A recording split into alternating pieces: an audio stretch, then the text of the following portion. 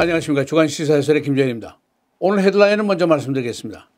이 에이시안 아메리칸 헤이트 크라임 계속이 되고 있습니다. 이번에는 법정에 있는 판사가 모욕적인 발언을 한 것이 있고 또 올림픽 금메달리스트를 대상으로 한 헤이트 크라임도 발생을 했습니다. 두 번째 소식은 물가가 계속 오르고 있는데 컨슈머 프라이스 인덱스가 6.2% 상승했습니다. 근데 저소득층의 피해가 제일 큰데 그래서 푸스탬프 수령액이 크게 오를 것으로 예상이 됩니다. 이 대통령의 비밀 유지에 대한 그 권리, 특권 이것이 이제 뜨거운 논쟁으로 계속이 되고 있습니다. 어떻게 보면은 이 논쟁 끝에 트럼프가 감옥에 갈 수도 있고 감옥에 안 갈 수도 있고 그런 문제도 달려 있습니다. 그리고 위스콘신 케네샤 법정에서 진행되고 있는 그 정당 방위냐 살인이냐 하는 논쟁 이것도 계속이 되고 있습니다. 그리고 1조 2천억 달러짜리 이 인프라스트럭처 법안이 통과가 지난주에 됐습니다. 그래서 미국의 이제 천재가 새롭게 되게 되는데 미국의 국방 예산이 1년에 한 7,200억 달러 정도 되죠. 엄청난 돈인데 이것과 비교하면 1조 2천억 달러라는 돈이 얼마나 큰 돈인지 여러분 실감을 하실 수가 있습니다. 이 돈이 이제 다 다리 놓고 길 닦고 터널 뚫고 하는 데 다 쓰게 됩니다. 먼저 에이시안 아메리칸 헤이트 크라임 소식입니다. 헤이트 크라임 계속되고 있는데 이번에는 올림픽 금메달리스트를 대상으로 또 벌어졌고 또 신성한 법정에서까지 발생을 했습니다. 사례 1, 올림픽 최저 금메달리스트인 수니 리라는 사람인데 몽족입니다. 이 캘리포니아 기대서 피해를 당했는데 자동차 한 대가 접근해서 오더니 헤이 칭칭청 하면서 조롱을 먼저 했고 그 다음에 두 번째는 이제 Go back to your country라고 외쳤고 세 번째로 페퍼 스프레이를 얼굴에다 뿌렸습니다. 그리고 도주를 했는데 이런 사례가 있었고 두 번째 사례 지금 전국의 시선을 끌고 있는 위스콘신 케네샤 법정에서 벌어졌는데 카일 리튼하우스의 재판 중입니다. 이 판사 이름이 이제 브루스 슈로더라고 하는 판사인데 이 사람이 어제 런치 시간에 에이시안 푸드를 난 좀 안 먹었으면 좋겠다 라고 엉뚱하게 그런 농담을 했습니다. 이 사람이 나중에 롱비치의 그 한국의 서플라이 체인 지연에 빗대서 한 말이라고 변명을 했습니다만은 그러나 에이시안 아메리칸들의 민권단체는 이 판사에게 동양 음식 우는 발언하는 것은 굉장히 무신경한 농담이고 에이시안들 대상으로 조롱으로 들릴 수 있다라고 경고를 했습니다.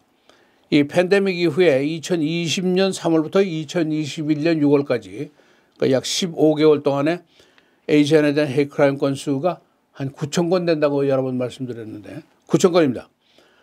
그리고 금년도 6개월 동안 처음 6개월 동안에 4,500건이 발생을 했습니다. 전국에서.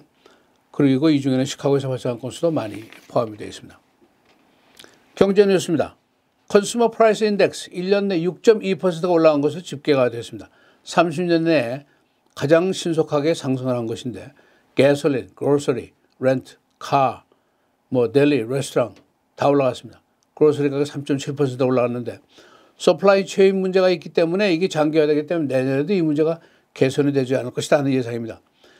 그런데 이제 이런 현상이 가장 어려움을 겪고 있는 것이 이제 로우 인컴 패밀리입니다. 저소득층인데 저소득층이 2019년도 데이터를 보니까 1년에 한 4,400억 실렸습니다. 4,400달러 정도는 식품에 구입에 썼습니다.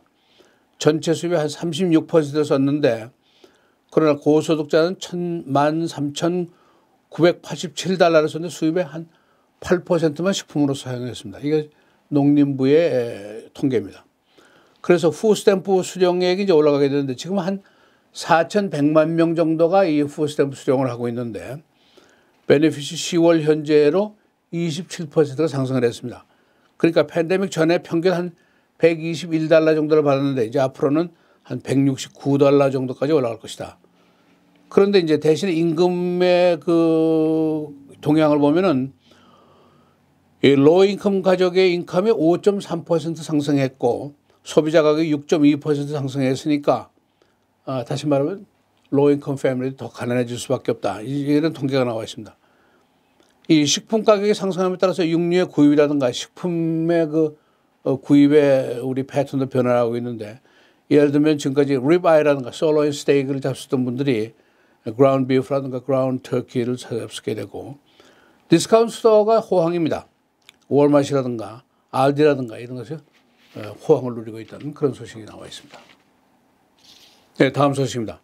Executive Privilege, 대통령의 특권이라는 거 이 범위가 어디까지냐 하는 논란이 이제 계속 뜨거운 논쟁을 벌이고 있는데 의회의 생각과 전 대통령 트럼프의 생각과 현재 대통령 바이든의 생각과 모두 다른 생각을 가지고 있습니다. 그래서 결국 이 문제가 대법원까지 가지 않겠느냐 그런 예상이 있는데 문제의 핵심은 이겁니다. 1월 6일 의사당 폭거 당시에 트럼프의 통화 내용이라든가 메모라든가 당시의 방문자 기록이라든가 이런 게 이제 내셔널 아카이브 국립문서보관소에 보관이 되어 있는데 의회 그 조사위원회에서는 이런 기록들을 좀 공개하라 하고 요구를 하고 있습니다만 트럼프 측에서는 이건 대통령의 특권에 해당하기 때문에 못 내준다라고 이제 반발을 하고 있습니다. 여기에 대해서 이제 바이든 의회 조사권을 존중해야 되니까 내놔라 또 이런 얘기를 하고 있습니다.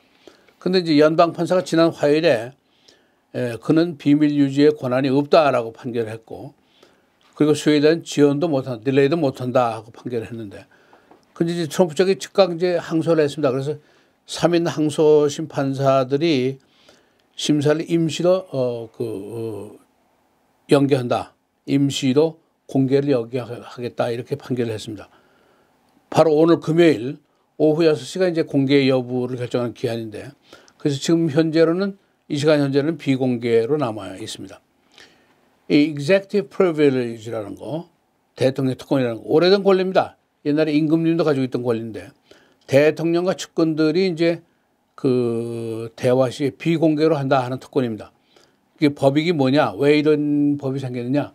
허심탄회하게 솔직한 대화를 하도록 이제 그 보장을 한다 그런 규정입니다. 이번에 논란은 이제 트럼프가 더 이상 대통령이지 않지 않느냐? 또 그의 측근들이 더 이상 화이트하우스 사람들이 아니지 않느냐? 일반 보통 시민들이 아니냐? 이제 거기에 문제가 있습니다. 이 트럼프 측의 특권 보장 요구에 대해서 이제 1심 판결에서는 연방 판사가 대통령은 킹이 아니다. 그리고 원고인 트럼프는 he is not president now 라고 판결을 했습니다만 그러나 트럼프 쪽에서는 대통령의 이 비밀유지 특권의 범위와 한계는 전 대통령에게도 해당이 된다 하는 주장을 하면서 항소를 했는데 임시 판결이 나오게 되는데 계속 노출할 필요가 없다 이렇게 나왔습니다. 이게 이제 대법원까지만 가게 되면 거기에는 9명의 판사 중에서 5명이 이제 보수계 판사 그 중에 대부분이 이제 바이든 실례했습니다. 트럼프 대통령이 임명한 판사들이고 만일 이제 하원에서 이제 2022년도 중간 선거에서 공화당이 다수당을 다시 차지한다 그러면은 이 하원의 조사위원회 자체가 소멸될 수가 있습니다. 그래서 매우 정치적인 법정 싸움이 지금 진행이 되고 있는 겁니다. 정당방위냐 살인이냐 굉장한 얘기인데 두 가지 엄청난 다른 법적 견해를 놓고 이제 위스콘신 캐나다 법정이 지금 8주째 법정 뜨거운 논쟁을 벌이고 있습니다. 어제 현재로 판사가 내주 초에는 재판을 끝내자라고 주어들에게 설명을 했습니다. 요점만 말씀드리면 피의자가 이제 18살 지금 현재 나이 있는 남자인데 카일 리튼하우스라는 사람인데 그 2020년 작년 8월 5일에 흑인들의 시위 현장 그 위스콘신 캐나다 바로 우리 이웃이죠. 에서 이제 나가서 총을 발사해서 AR-15 라이플을 가지고 총을 발사해서 2명을 죽였습니다. 이제 그 이후에 검찰이 살인 혐의로 이 사람을 입건을 했는데 만일 살인이 입증이 되면은 18살 꽃다운 나이에 이제 무기징역까지 할 수 있는 그런 엄청난 처벌을 받을 수가 있습니다. 만일 그의 정당방위가 입증이 되면은 그는 고차유의 몸이 될 수가 있습니다. 그런데 어제 이제 변호인 측에서 미스트라이얼 그 무효 재판을 요구를 했는데 아직 판사가 요구를 이제 답변을 하지 않고 있습니다만은 만일 미스트라이얼이 성립이 되면은 이 피의자는 무혐의로 그냥 풀려나게 되어 있습니다. 이 미국의 그 총기 문제 굉장히 복잡하죠. 그런데 한인들의 총기 소유자가 굉장히 생각보다 많습니다. 그래서 총기에 대한 그 지식이 좀 필요하다고 생각을 하는데 저도 사실은 행건, 이 피스톨을 수십 년 가지고 있다가 최근에 처분을 했는데 이 미국은 이제 헌법으로 총기 보유 권리를 보장을 하고 있죠.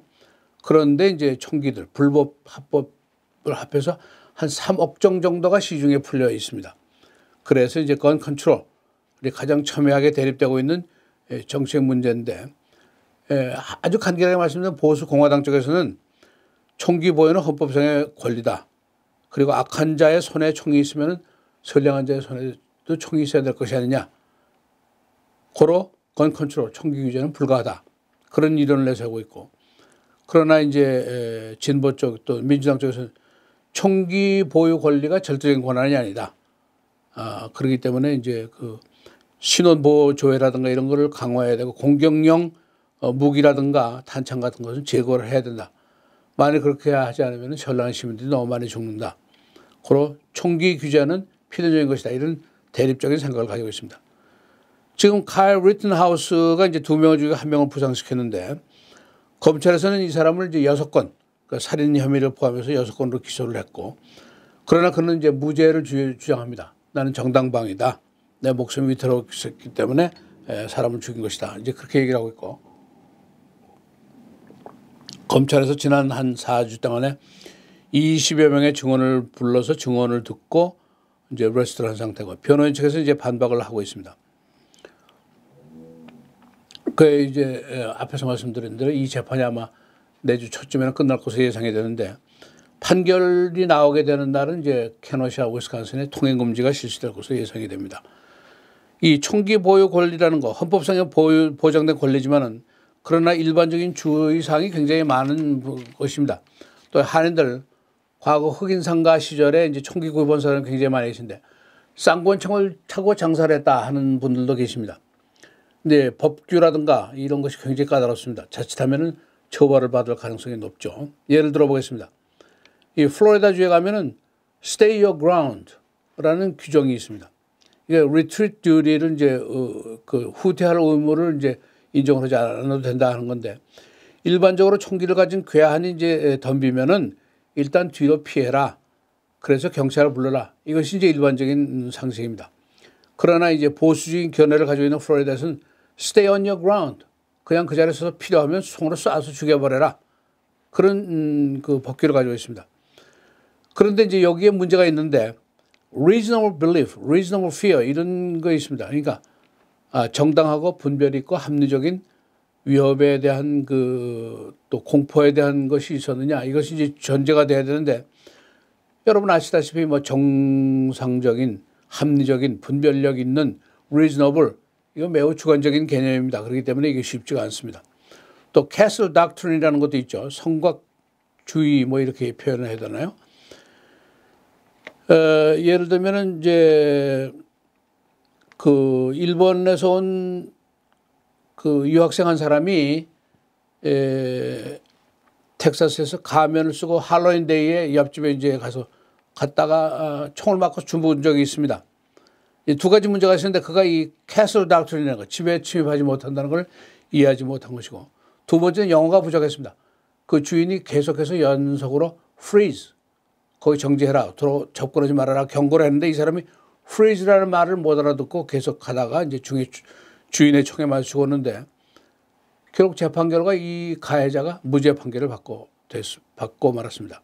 제 개인적인 경험을 말씀드리면은 수십 년 동안 행건을 소지했다가 이제 면허도 계속 받고 그랬습니다만은 처분하기로 결정을 하고 처분했는데 그것이 쉽지가 않았습니다. 이 총기상에게 넘기고 10년 이상 그 영수증을 보관해야 된다는 무슨 여러 가지 그 법규가 있었습니다. 여러분들 조심하시기 바랍니다. 네, 마지막 소식입니다.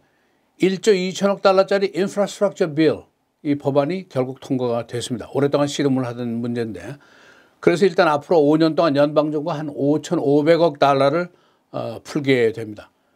그래서 이제 미국의 노후된 길이라든가 다리라든가 터널이라든가 이런 거 다 개수가 되고, 공항, 항만시설, 수도, 에너지 시스템, 브로드밴드, 전기차까지 이제 새로 바뀌게 되는데, 이것이 이제 경제 전반, 또 소비자 사업체 등에 영향을 미치게 됩니다. 앞에서 말씀드린 대로 미국의 그 엄청난 국방 예산이 7,200억 달러인데 1조 2천억 달러라면 엄청난 돈을 의미합니다. 이 전기 자동차가 이제 개수가 되는데 이 개발하기 위해서 75억 달러가 투자가 되고 50억 달러 투자를 이제 추가로 해서 전기 버스라든가 스쿨버스도 앞으로 전기차로 이제 가게 됩니다. 공항 지역에 이제 250억 달러가 투입이 돼서 터미널이라든가 관저소가 새롭게 되고, 미국 내 지금 세계 25개 공항이 공으로 꼽히는 것이 하나도 없습니다. 그리고 660억 달러가 투자가 돼서 레일로드 개수가 되는데 70년대의 암트랙 이후에 최대 투자가 이루어지게 되는 겁니다. 이 돈은 이제 터널이라든가 트랙, 레일로드 카 이런 것이 이제 개수가 됩니다. 그리고 또 한 2천억 달러가 투자가 돼서 인터섹션이라든가 바이크 레인이라든가 버스 스테이션 이런 것들이 이제 개선이 됩니다. 그동안 미국의 기관 시설들이 이제 오래되고 낡고 위험하다 하는 얘기가 있었습니다만 대규모 투자가 되니까 이제 새롭게 거의 미국 전체가 온통 새롭게 바뀌게 됩니다. 경제적으로 엄청난 돈이 투입이 되기 때문에 경제 전반에 걸친 문제가 어떻게 될 것이냐, 세금은 어떻게 될 것이냐, 인플레이션은 어떻게 될 것이냐, 또 소비자 시장은 어떻게 될 것이냐 여러 가지 문제들이 있는데 무리 없이 잘 끝나는 일만 남아 있습니다. 안내 말씀드리겠습니다. 다음 주부터는 주간 시사 해설 대신에 남기고 싶은 말들이라는 그 프로그램이 방송이 됩니다. 사전에 녹화가 된 것인데 첫 번째 시간에는 misconceptions, 오해하지 마십시오 하는 얘기가 나오고 두 번째는 key messages, 세 번째 뉴스와 신형, 네 번째 한인사회가 걱정스럽다. 그런 내용들의 프로그램이 방송이 됩니다. 계속해서 많은 시청을 바라겠습니다. 뉴스 마치겠습니다. 안녕히 계십시오.